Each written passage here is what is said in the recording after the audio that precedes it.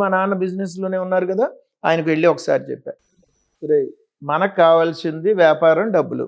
టెక్నికల్గా ఏం కావాలనుకుంటున్నాం? ఇప్పుడు మేము గోల్డ్ స్పాట్ అమ్ముతున్నాం చూడు, ఎలా అమ్ముతున్నాం? We're the number 1 leaders in ఇండియాలో అన్నట్టు మాకు ఎలా వచ్చిందో అలాగే నువ్వు ఫుడ్ మిషన్స్ మీద వెళ్ళిపో అనే రకంగా. అంటే పిజ్జాస్ కానీ, బర్గర్స్ కానీ, ఐస్ క్రీమ్ మిషన్స్ కానీ, coconut chillers, plus flavoured milk మీద కొన్ని డిస్పెన్సర్స్ అవి తయారు చేసినప్పుడు హైదరాబాద్లోనే మాకు చంద్రబాబు నాయుడు గారు ఇనాగ్రేట్ చేశారమ్మా.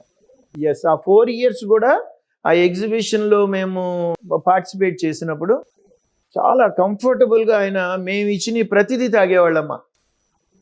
ఎందుకంటే ఫుడ్ ఇండస్ట్రీ ఆయనకు కూడా అంత ఇంట్రెస్ట్. అంటే ఆ రోజు heritage maybe that I don't know exactly ఉందా లేదా. అంటే నా వరకు నా బిజినెస్ చూసేవాడిని. అవునమ్మా, ఇప్పుడు 50 ఏళ్ళు అయింది. ఇది 2000లో అమ్మా. 99, 2000, 2001, 3, 4లో ఆయన చేతుల మీదుగా మాకు కొన్ని ఇనాగ్రేట్ అయింది. రియల్గా అది వెరీ గుడ్.